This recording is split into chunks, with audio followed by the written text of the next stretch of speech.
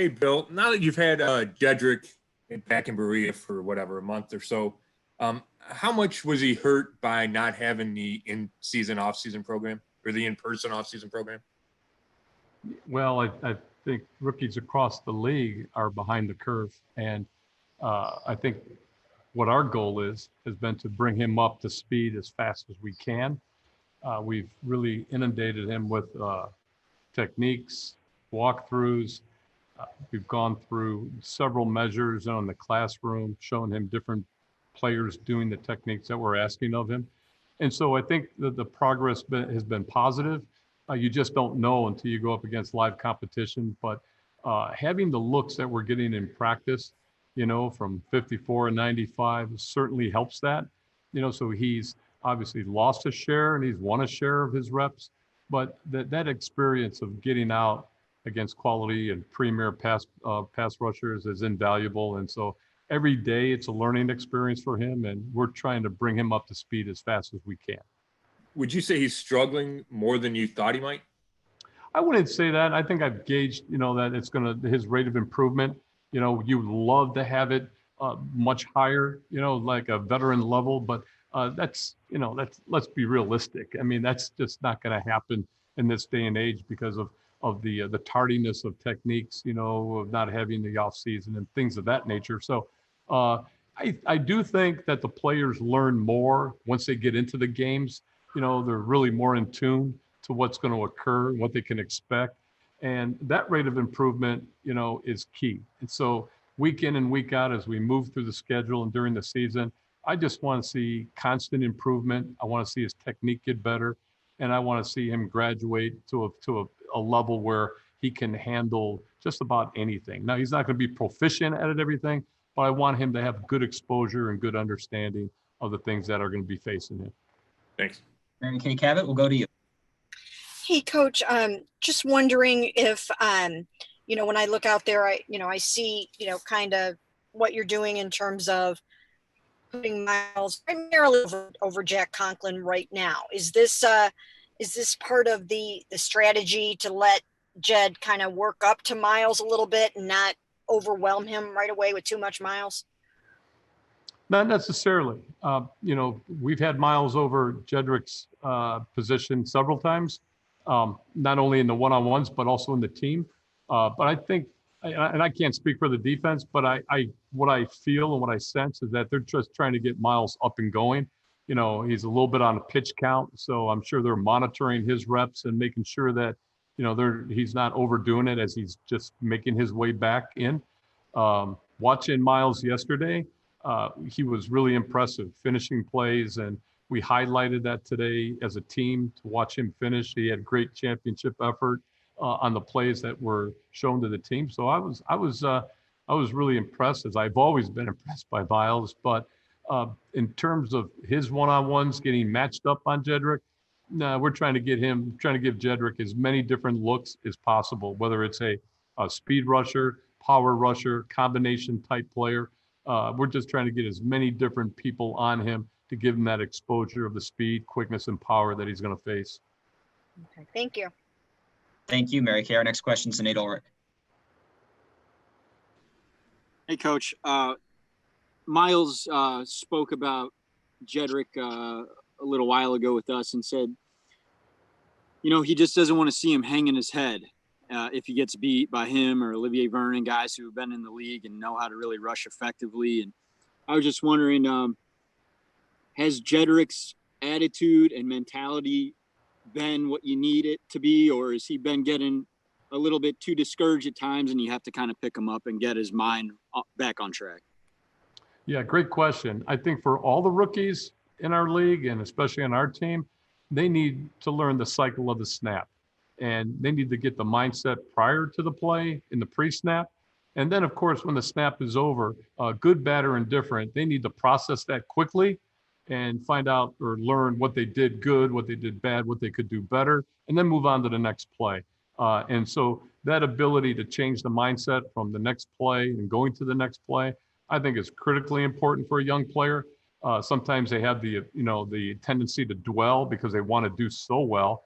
that it kind of feeds into that cycle of, overthinking and paralysis and things of that nature. So we've worked really hard of trying to get a mindset for Jedrick and all of our players, of getting on and getting forward with the next play. Marla Ridnour, you're up. Yeah, Coach. I just was curious about Nick Harris. I mean, how he's coming along. I mean, you don't know kind of the JC status. How much improvement have you seen from him in camp? Yeah, his development has been interesting just because of the fact that he wasn't expected to come in and run the show, but he's been impressive in the sense that he can communicate all the various sequences of communications along the line, whether it's the point system, the call system. He can get us in and out of the protection calls that we need to make. So that aspect for a young center has been really impressive. And then, of course, trying to bring him up to speed with all the physical fundamental techniques at his position has been really challenging, but he's a guy that continues to make strides and improvement. And so far, we're really pleased, but until you get him matched up against teams like Baltimore and obviously Cincinnati, you just don't know. But man, he's just come in there with a really good confidence about himself, a nice poise. That's refreshing, for a young player. You don't have to worry about him not being able to get up to the line and ID the front or make the right call. He's still learning, of course. He's not there yet, but he's really, really made tremendous strides, especially for that position. So for a guy to come in and do that, I've been fortunate to have a couple of guys like that in my past, and he's kind of run that same type of flow in terms of communication. So that's great to see. The prospect, though, of having two rookies in the starting lineup at Baltimore, is that a little bit daunting? Well, we just have to deal with it. I think that, we weren't expecting JC, to have surgery and of course he's working hard to make his way back. And of course, I've had so many different combinations over the last few years. It's been fun. It's challenging. It's not what you really want optimally, because you don't want obviously two rookies in there, but we've had great veteran leadership with Joel Batonio, just helping those guys out and communicating and putting the calm to them. But overall, I think, they're going to get better as time goes on. It won't be perfect, but again, the experience is totally invaluable. Thank you. Dan Lobby, you're up. Hey, Coach, I actually wanted to ask about Nick Harris too, but I guess more generally, how difficult is that position for a rookie, especially if he is asked to go out there and start week one? And yeah, is that a position that, like we talked about with Jedrick, is really impacted by not having that spring program? Well, like I said, they're all impacted, but I go back in my experience. I look at Chase Roulier when we had Spencer Long in Washington. He was playing in camp and had knee surgery, and Roulier was forced into the lineup. He played as a rookie. Travis Frederick, when we drafted him in Dallas, he was forced into the lineup. He had to play early. I've been in scenarios where I had 7 centers hurt during a training camp, and we were coaching guards up the night before a preseason game, trying to get those guys ready. So I have a little bit more of a comfort level. At least these guys have been, they're trainable. They have worked. They have taken snaps and reps, not only in team, but also in the one-on-ones. And then, of course, we haven't even talked about Evan Brown and some of the progress he's making as a backup. We were really trying to get him situated as a guard, but we cross-trained him, brought him in as a center, and he's done a good job as well.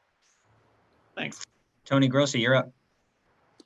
Hey, Bill, is it important for Willis to stay in a three-point stance, or do you not care about that? And is he doing it just to get comfortable right now, back and forth, or could you explain that situation?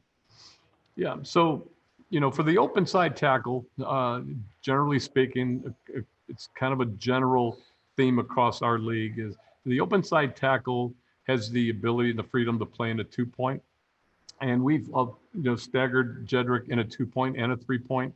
So he has worked in both. He's functioned out of both stances. To the close side where the tight end is their position next to him.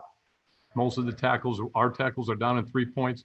So we've given a little bit more flexibility to the left tackle to the open side of the formation where there's not a tight end adjacent to him to play from a 2-point, because that's where their best defensive player is located. So to be in that position from the 2-point, probably more comfortable for the tackle because he can see a lot more and he can anticipate a little bit better.